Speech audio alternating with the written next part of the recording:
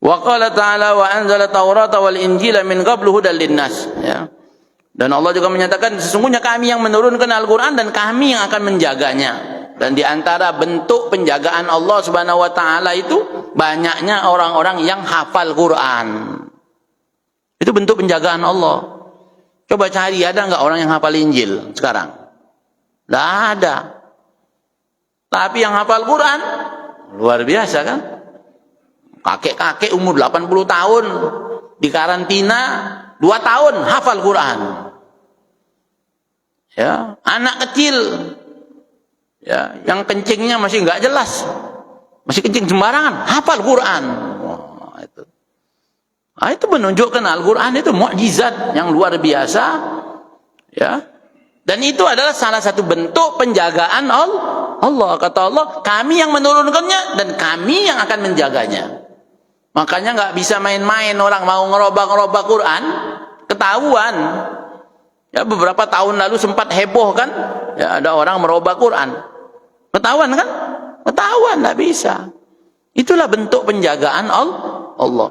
Kalau Injil yang ada sekarang ini, ente tambah-tambahi, ya, mana tahu itu orang-orang itu, dah hafal mereka kitab mereka, ya.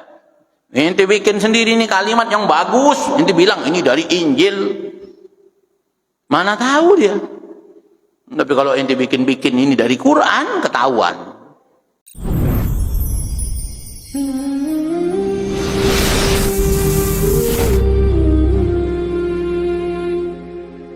Alhamdulillah wa syukru lillah wassalatu wassalamu ala sayyidina Rasulillah Muhammad ibn Abdullah wa ala alihi wa sahbihi wa man walah wa la hawla wa la quwwata illa billahil aliyyil azim. Amma ba'd. Qala al-musannif rahimahullah wa nafa'ana bihi wa bi ulumi fid darain.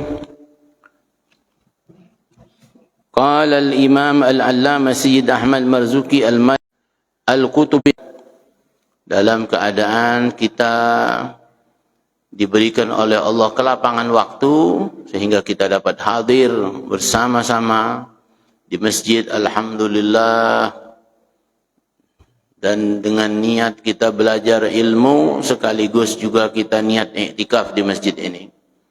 Semoga apa yang kita lakukan di pagi hari ini diridhai oleh Allah Subhanahu wa taala. Salawat dan salam kepada Nabi Muhammad sallallahu alaihi wasallam beserta keluarga dan sahabat-sahabatnya. Alhamdulillah, kita berada pada 26 Dzulqa'dah. Sebentar lagi kita masuk Dzulhijjah. Di Dzulhijjah itu ada waktu-waktu yang kita diperintahkan oleh Nabi untuk kita menghadang nafahat karunia Nabi sallallahu alaihi wasallam. Ma min ayyamin, tidak ada hari-hari al-amalus salih, amal-amal soleh lebih disukai oleh Allah Subhanahu wa taala kan di 10 hari daripada awal bulan Dzulhijjah, 10 yang harinya itu. Kemudian lanjutan ayatnya itu was-saf'i wal watr. Nah, itu ya. Nah, ini Al-Imam Ibn Katsir menerangkan ini tentang makna daripada waktu fajar yang Allah itu bersumpah di situ. Di dalam satu pendapat di mana Allah bersumpah di waktu fajar itu, yakni dengan waktu fajar tanggal 9 Dzulhijjah atau Yaumul Arafah. Hari Arafah itu adalah hari yang terbaik sepanjang tahun. Hari Arafah. Maka Allah bersumpah dengan fajar daripada hari Arafah. Dan 10 hari yang dimaksud itu ulama beda-beda pendapat.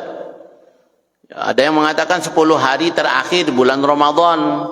Ada berpendapat 10 hari awal bulan Ramadan. Nah, tapi yang paling kuat pendapat itu adalah 10 hari yang pertama di bulan Dzulhijjah. Kenapa? Karena setelah itu lanjutan ayatnya itu was-saf'i wal watar. Dan demi yang genapnya serta yang ganjilnya. Maka kata Imam Ibn Katsir yang dimaksud dengan as-saf'i, yakni yang genapnya itu adalah tanggal 10 Dzulhijjah, itu yang genapnya. Wal watar adalah tanggal 9 Dzulhijjah. Kenapa tanggal 10 Dzulhijjah ini disebut juga di sini was-saf'i, yakni 10, yakni yang genapnya? Karena kata Nabi SAW, tidak ada ibadah di hari itu, yakni dimulai dari tanggal 10 Dzulhijjah itu, tidak ada ibadah yang lebih disukai oleh Allah Subhanahu wa taala melainkan menumpahkan darah. Menumpahkan darah itu maksudnya berkurban. Ya. Itu ibadah yang paling disukai oleh Allah di tanggal 10 Dzulhijjah. Dan waktu menyembelih itu bersambung sampai kepada tanggal 13 Dzulhijjah. Dan berakhirnya dengan tenggelamnya matahari di tanggal 13 Dzulhijjah. Itu namanya waktu menyembelih kurban. Nah, maka hari-hari itu dimulai tanggal 10 itu tidak ada ibadah yang lebih Allah sukai melainkan menyembelih kurban. Nah, Ibnu Abbas satu hari tidak punya duit mau beli kambing. Duit tak ada. Akhirnya dia beli ayam. Dia sembelihlah ayam tuh. Niatnya apa? Niatnya ngamalin apa yang disabdakan Nabi, bahwa tidak ada ibadah di hari itu yang melebihi daripada menumpahkan darah. Nah, Nabi tak sebut numpahkan darahnya itu pakai kambing, pakai ayam, atau pakai nyamuk, tidak ada ya. Maka tadi Ibnu Abbas mengamalkan ini. Ibnu Abbas tahu yang dimaksud dengan kurban itu hewannya sudah ditentukan. Ya, hewan-hewan kurban sudah ditentukan. Ya, ini kambing untuk 1 orang, sapi untuk 7 orang, onta untuk 7 orang, kerbau untuk 7 orang. Kambingnya boleh jantan, boleh betina. Yang afdal yang jantan. Tapi kadang-kadang kalau sudah menjelang-jelang mau kurban, ini naik pula harga kambing tuh. Pandai ya peternak tuh, penjual kambing. Satu hari kita akalin lah, udah kurbannya pakai kambing betina aja. Ternyata sekarang yang jual kambing sudah belajar juga. Harga kambing betina pun tahun ini sudah naik, hampir sama dengan kambing jantan. Nah itu ya. Walhasil, kalau punya kemampuan, berkurbanlah. Ya, berkurban. Karena itu ibadah yang paling Allah sukai. Ya, di tanggal 10, 11, 12, dan 13. Jadi nyembelih itu tak mesti dihabiskan tanggal 10 semua. Nah, seumpama tanggal 10 nanti itu jatuhnya di hari Jumat, maka kita bisa menyembelihnya di hari Sabtu, di hari Ahad. Ya, tidak mesti di hari Jumat karena waktunya pendek ya. Kemudian repot lagi ya, mau bersih-bersih dan seterusnya. Maka tidak mesti di hari Jumat. Tapi bisa juga dicicil. Ya. Hari ini 1 Jumat, misalnya Sabtu nanti berapa begitu. Sehingga tidak ada masalah selama masih pada waktu yang diperbolehkan kita untuk menyembelih hewan kurban. Bagaimana kalau nyembelihnya malam? Boleh nggak? Nyembelih hewan kurbannya malam, boleh nggak? Boleh, cuman makruh saja. Kenapa makruh? Karena gelap. Zaman itu lampu tak ada. Takutnya salah potong pula, terpotong tangan. Nah itu khawatirnya tuh gitu. Ya, kenapa makruh malam? Ya karena tadi dikhawatirkan memotong yang lain, terpotong tuh. Apalagi ngantuk pula misalnya kan. Nah itu bahaya. Maka tadi makruh nyembelih hewan kurban itu di waktu malam. Nah pilihlah hewan yang terbaik. Yang terbaik itu biasanya yang mahal biasanya kan, betul lah. Nah, yang terbaik itu yang mahal. Boleh nggak orang nyembelih kurban satu orang satu sapi, bukan satu orang satu kambing? Boleh, ya, boleh. Inti mau nyembelih 10 buat inti sendiri boleh, ya, nggak ada masalah. Nah, apakah dagingnya harus dibagikan? Ini anak nih nyembelih nih kurban. Memang yang afdal itu nyembelih sendiri, bersihkan sendiri. Kalau mau dibagikan, bagikan sendiri. Itu yang afdal. Makanya panitia kurban itu panitia bid'ah itu. Tidak ada zaman Nabi bikin panitia kurban. Tidak ada dalilnya.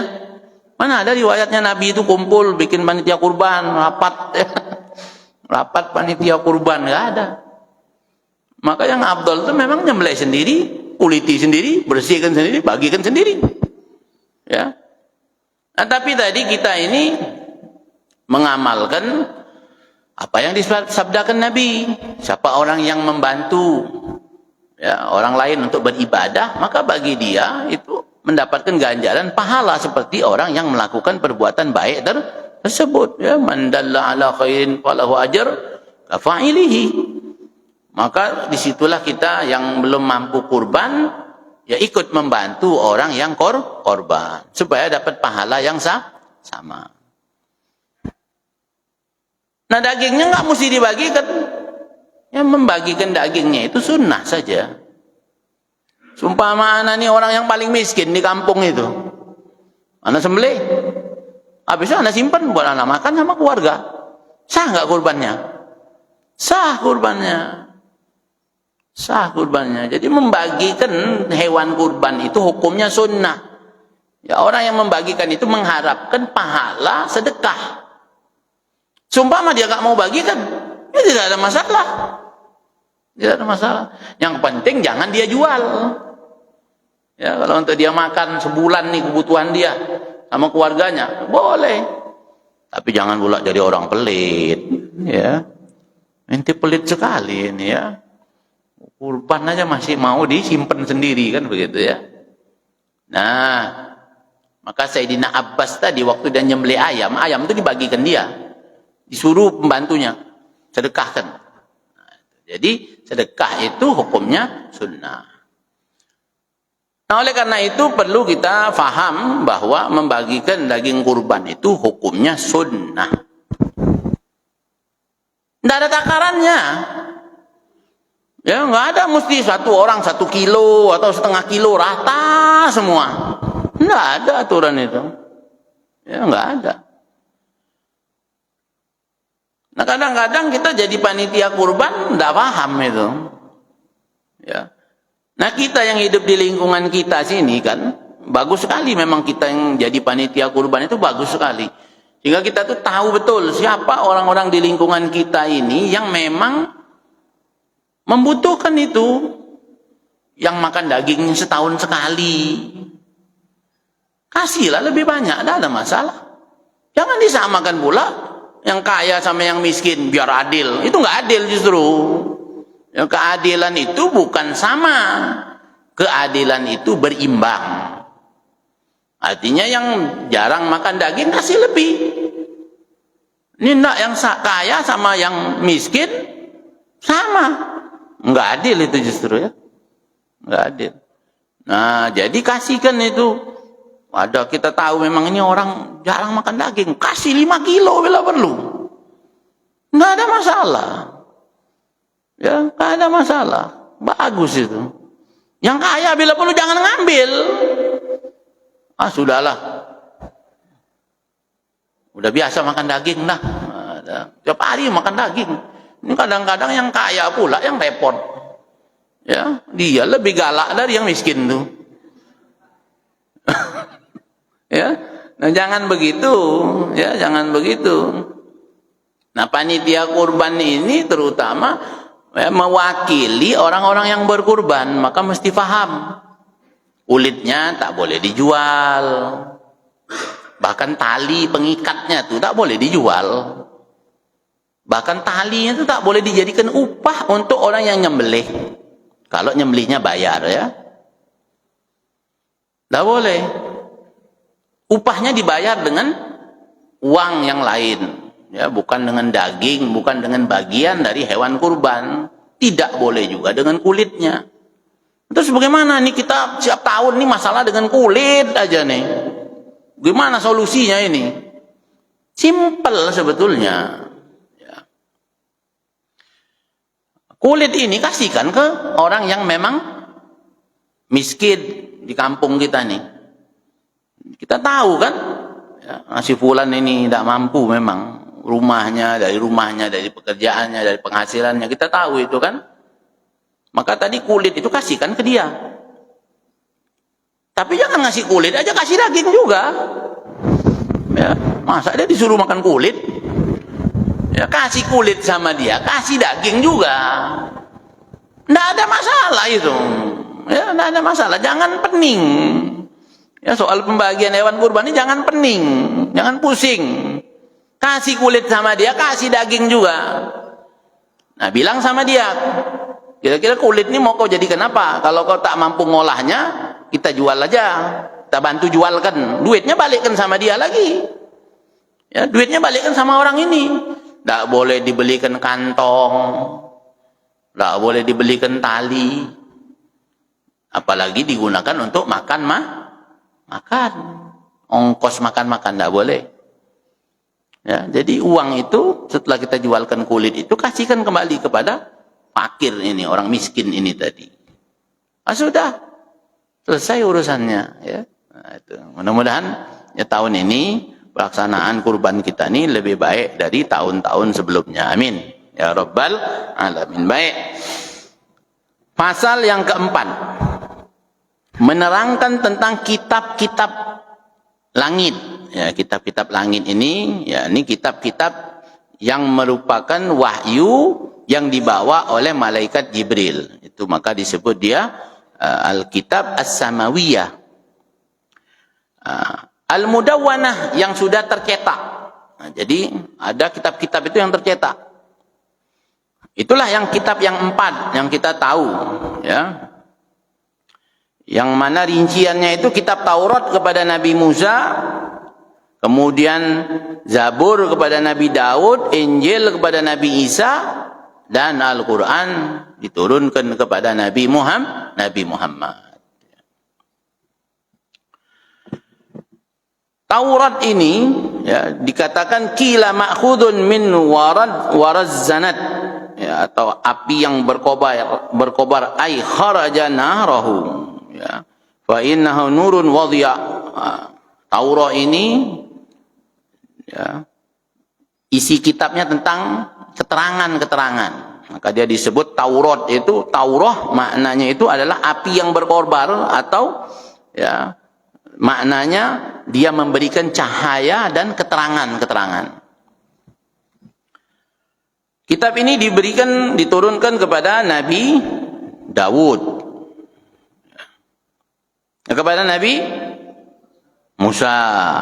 Taurah kepada Nabi Musa alaihi salam.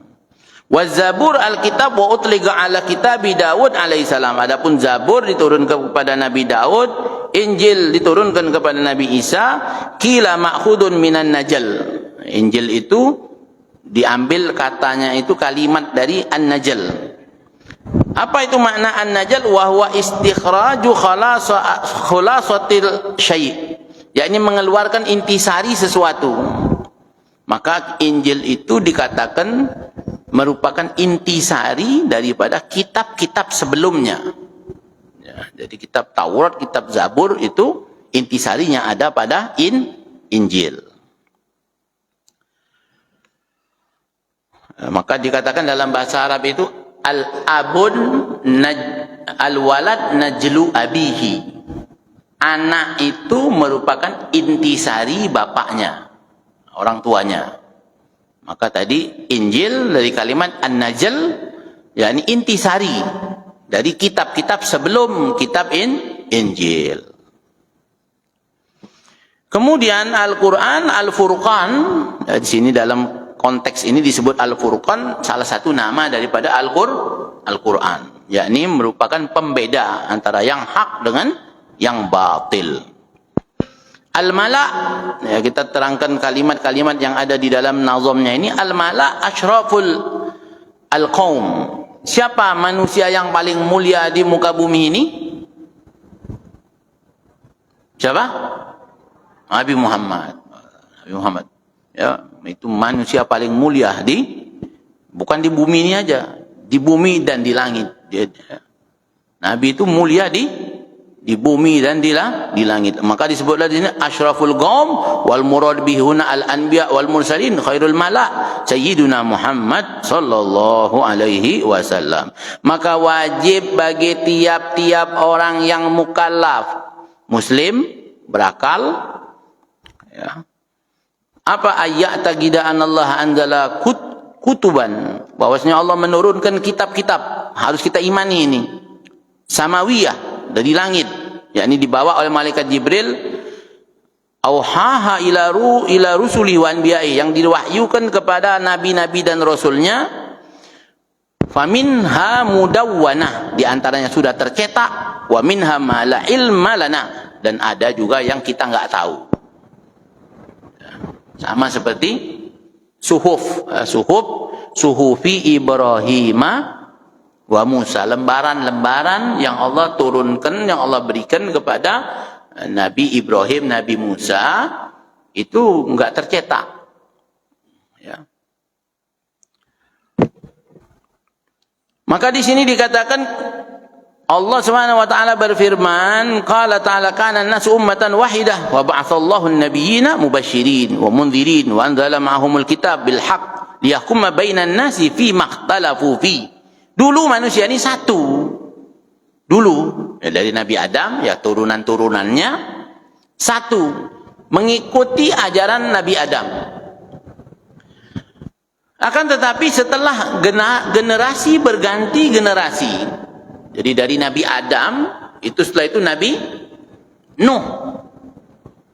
Ya, Nabi Nuh ini bapak manusia yang kedua, kan keterangan kita yang lalu waktu kita ngaji tentang para nabi. Abul Bashar, bapak manusia yang pertama itu Nabi Adam. Nah, dari Nabi Adam ke Nabi Nuh ini ada 10 generasi. Sehingga di situ terjadilah perselisihan. Maka Allah mengutus nabi berikutnya. Karena setelah Nabi Adam itu berjalan 10 generasi itu, mulai banyak penyimpangan. Ya, mulai banyak penyimpangan. Maka untuk meluruskan ini kembali, Allah utuslah Nabi Nuh. Dan itu semua umat manusia ditenggelamkan oleh Allah, mati semua. Nggak ada sisa. Makanya Nabi Nuh itu disebut bapak manusia yang kedua. Karena dari dia itulah kita ini berlanjut kehidupannya itu. Ya, manusia itu berlanjut dari Nabi Nuh. Nah, maka Allah mengutuslah Nabi Nuh ini untuk memberikan pelajaran-pelajaran, ya, dan peringatan-peringatan. Dan dengan Nabi Nuh ini pun Allah berikan wahyu, Allah berikan risalah-risalah, supaya manusia itu kembali ke tracknya, ke jalan yang benar. Nah, sama ya seperti kita sekarang, walaupun tidak ada nabi lagi, tidak ada rasul, maka kita ada para ulama yang merupakan pewaris dari para nabi dan rasul. Al-ulama warathatul anbiya. Nah, para ulama inilah yang meluruskan yang menyimpang-menyimpang itu. Maka ulama yang meluruskan kembali, ya, syariat-syariat, ajaran-ajaran yang mulai menyimpang itu, maka mereka disebut dengan mujaddid, pembaharu namanya. Bukan bikin agama baru, enggak. Tapi mengembalikan, ya, apa-apa yang sudah mulai menyimpang itu dikembalikan kepada relnya supaya lurus lagi. Nah, sekarang kan banyak ya yang mulai menyimpang. Maka tugas para ulama untuk mengembalikan itu kepada relnya. Namanya apa? Mujaddid, pembaharu. Nah, kemudian keterangan lebih lanjut ini At-Taurah allati nazalat ala Musa alaihissalam. Kitab Taurat yang diturunkan kepada Nabi Musa ini dalilnya ada di dalam Al-Qur'an. Ya, inna anzalna Taurata fiha hudaw wa nur. Ya, sungguhnya kami telah menurunkan Taurat menurunkan At-Taurah sebagai apa? Sebagai petunjuk dan cahaya kepada Nabi Musa. Jadi kita mengimani ini semua karena dalilnya itu jelas di dalam Al-Qur'an. Ya. Baik, kemudian walaqad ataina Musa wa Haruna al-furqana wa dhiya'an wa dzikran lil muttaqin. Ya, surah Al-Anbiya. Nah, ini At-Taurat ini, Taurat yang dulu benar, tapi Taurat yang sekarang itu sudah banyak mengalami perubahan-perubahan yang dilakukan oleh ruhbanul Yahud, oleh rohib-rohib Yahudi, ya, ulama Yahudi, ya, kiai Yahudi itu merubah-rubah Taurat ini. Ya. Sehingga apa? Sehingga kita mengimani Taurat yang dulu, bukan mengimani Taurat yang sekarang. Kalau yang sekarang kita meyakini itu banyak sekali perubahan. Dari mana tahunya itu ada perubahan? Ya Allah yang menerangkan dalam Quran. Ya, dalam surah Al-Baqarah Allah jelaskan, afatatma'una ayyu'minu lakum wa qad kana fariqun minhum yasma'una kalamallahi thumma yuharrifunahu min ba'di ma aqaluhu wa hum ya'lamun. Jadi kita tidak mengimani Taurat yang ada sekarang ini karena Allah yang menerangkan. Ya. Apakah semuanya salah? Enggak, ada yang benarnya di isi Taurat itu, ada masih yang benar. Tapi sebagiannya itu sudah dirubah. Allah yang menyatakan itu di dalam Al-Qur'an. Wa qauluhu ta'ala minal ladzina hadu yuharrifuna al-kalima an mawadhihi. Dalam surah Al-Anbiya Allah terangkan itu orang-orang Yahudi itu mereka merubah-rubah ya, isi kitab Taurat itu ya, tidak pada tempatnya lagi. Mereka menyembunyikan kebenaran. Ya. Nah, ini yang terjadi pada kitab Taurat. Begitupun yang terjadi pada kitab Zabur. Ya, Zabur ini alladzi nazala ala Daud alaihissalam, yang mana Zabur ini diturunkan kepada Nabi Daud alaihissalam. Isinya apa? Isinya melanjutkan risalah Nabi Musa. Jadi bukan mengajarkan ajaran yang baru atau syariat yang baru, tapi melanjutkan syariat Nabi Musa. Kemudian Injil yang dibawa oleh Nabi Isa. Ya. Allah terangkan juga di dalam Al-Quran. Ya, bahkan Injil yang ada sekarang ini kita tidak mengimani itu. Yang kita imani adalah Injil yang Allah turunkan kepada Nabi Musa. Adapun Injil yang sekarang sudah dirubah-rubah. Allah yang menerangkan di dalam Al-Quran. Ya, di dalam surah Al-Maidah Allah terangkan itu. Wa minal ladzina qalu innan nasara akhadna mitsaqahum fanasu hadzan mimma dzukkiru bih fa aghrayna bainahumul adawata wal baghdha'a ila yaumil qiyamah. وَسَوْفَ يُنَبِّئُهُمُ اللَّهُ بِمَا كَانُوا يَصْنَعُونَ يَا أَهْلَ الْكِتَابِ قَدْ جَاءَكُمْ رَسُولُنَا يُبَيِّنُ لَكُمْ كَثِيرًا مِمَّا كُنْتُمْ تُخْفُونَ مِنَ الْكِتَابِ وَيَعْفُو عَنْ كَثِيرٍ. Ya, Allah tegaskan itu. Ya, bahwa orang-orang ini Nasrani, ya, mereka itu sudah merubah-rubah Injil, menutupi yang hak. Ya, termasuk di antara yang mereka tutupi itu adalah tanda-tanda Nabi akhir zaman. Ya. Yang ciri-cirinya seperti yang ada pada diri Nabi Muhammad. Itu mereka tutupi. Nah, maka kita tidak mengimani Injil yang ada sekarang. Ya. Walladhi yu'tabaru qariban minas sahih bainal anajil huwa Injilul Barnaba. Ya, kata Sayyid Muhammad bin Alwi al-Maliki di dalam kitab ini, bahwa kitab Injil yang masih mendekati kebenaran, yang isinya masih banyak benarnya itu Injil Barnabas. Ya. Tapi sekarang Injil Barnabas itu jarang dipakai sama orang-orang Nasrani sendiri bahkan. Ya, mereka lebih mengedepankan Injil Mata, Injil Yohanes, Injil Lukas, ya. Injil Markus, yang mana itu lebih banyak lagi penyimpangannya. Nah, kita tidak mengimani Injil-Injil ini, ya. Yang kita imani Injil yang turun kepada Nabi Isa. Nah, adapun Al-Qur'an, alladzi nazala ala nabiyina Muhammad sallallahu alaihi wasallam, inna nahnu nazzalna 'alaikal qur'ana tanzila. Wa qala ta'ala wa anzalna ilaikal kitaba bil haqqi musaddiqan lima baina yadayhi minal kitab wa muhaiminan 'alaihi. Ya, Allah turunkan Al-Qur'an untuk apa? Untuk membenarkan kitab-kitab yang sebelumnya. Ya. Dan semua kitab yang sebelum itu sudah terangkum isinya semua di dalam Al-Qur'an. Sudah. Jadi sudah belajar Quran aja. Dan tidak usah disanding-sandingkan Quran itu dengan yang lain. Ya, nggak ada yang seimbang, nggak ada yang sebanding dengan Al-Qur'an. Nggak ada yang sebanding. Jadi nggak perlu dibahas. Kalau di Injil, coba baca ayat yang di Injil. Oh, di Quran ada juga yang ayat seperti ini. Ngapain nyamakan Al-Quran sama Injil yang ada sekarang? Ya, tidak penting itu. Ya, tidak penting. Injil yang sekarang ini itu bukan yang kita imani, tapi yang kita imani yang dulu diturunkan kepada Nabi Isa.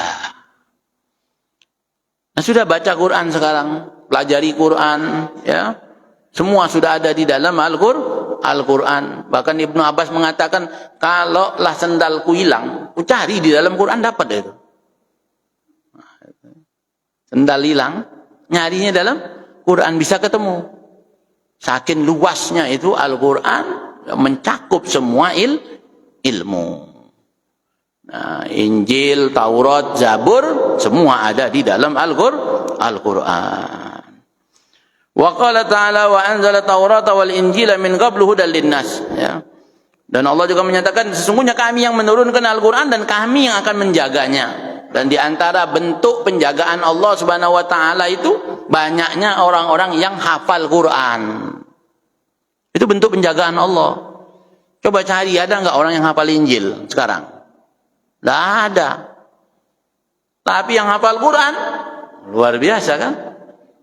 Kakek-kakek umur 80 tahun di karantina 2 tahun hafal Quran.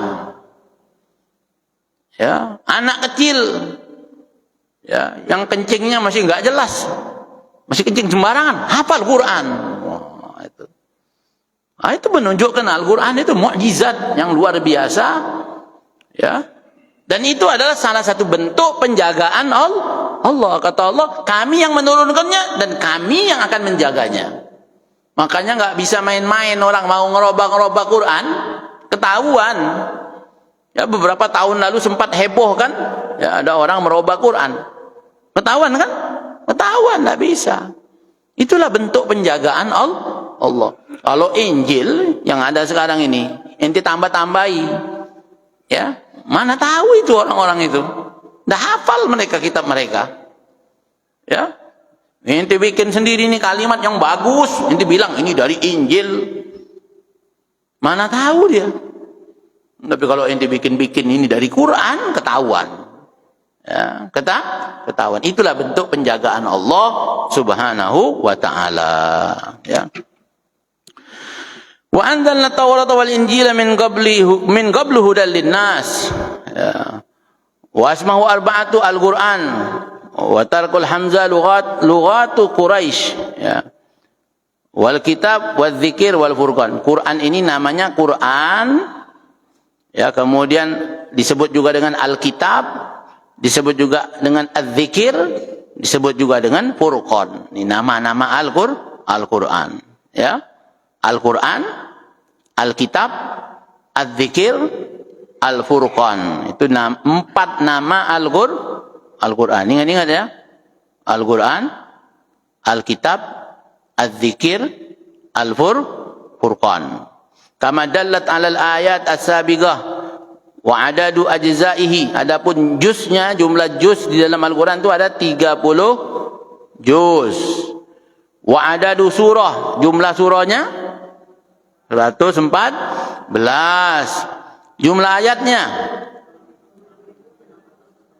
Ya, berkata Ibnu Abbas 6.616. Jadi beda-beda. Tergantung nanti apakah mereka menghitung bismillah yang ada di tiap-tiap surah itu adalah bagian daripada surah tersebut. Nah itu. Nanti jadi beda sedikit redaksinya. Ada yang 6.666, ada yang berpendapat 6.616. Ya, baik. Kemudian ada du kalimatihi, jumlah kalimatnya. Jumlah kalimatnya 77.934. Itu jumlah kalimat-kalimat. Jadi kalimat itu ya, misalnya yang dikatakan kalimat itu al-qalamu. Al-qalamu itu kalimat itu. Kalau bahasa Indonesia kalimat itu kata. Ya. Kalau kata dalam bahasa Indonesia beda lagi ya. Nah. Jadi al-kalimah itu jumlahnya 77.934. Adapun jumlah huruf dalam Quran. Ya, jumlah huruf di dalam Al-Quran 3.333 671.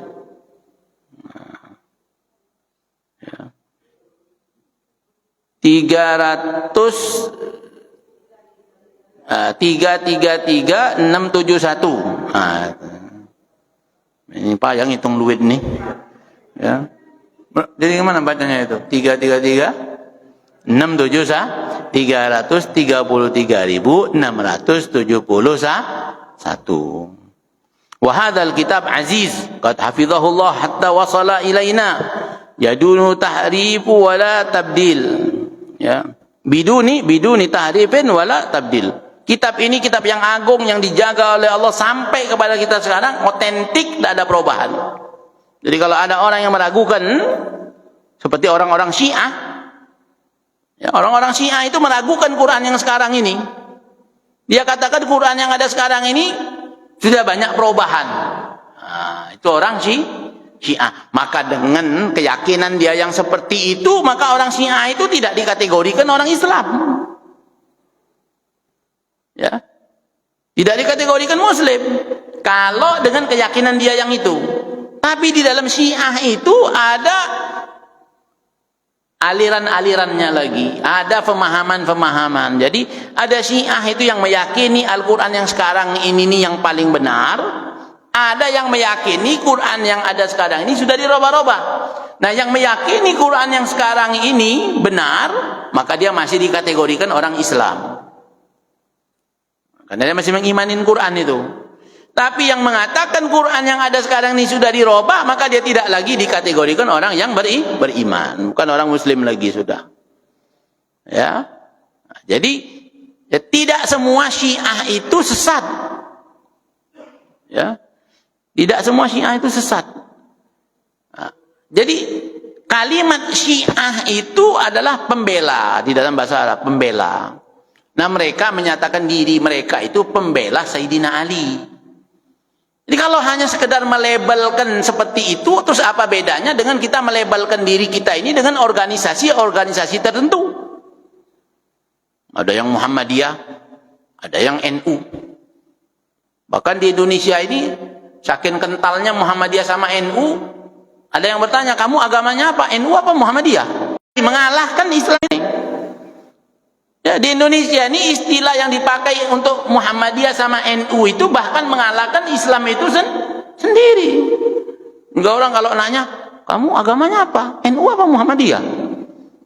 Nyantik ya memang. Orang dari agama Islam ini tidak bisa. Pokoknya semua Syiah sesat. Tidak bisa. Karena ada yang nggak sesat. Ya, hati-hati kita. Sama seperti keyakinan kita pada kajian kita tentang jumlah para nabi. Kan dikatakan jumlah para nabi itu 24.000 ya. Tapi kata sebagian ulama, tidak usah ditentukan jumlahnya 24.000. Bisa. Kenapa? Kalau tadi kita tidak memasukkan yang harusnya masuk, kita keluarkan. Nah, justru tadi, maka tadi tidak bisa kita mengatakan, oh ini semuanya sesat. nggak bisa. Nah, dan yang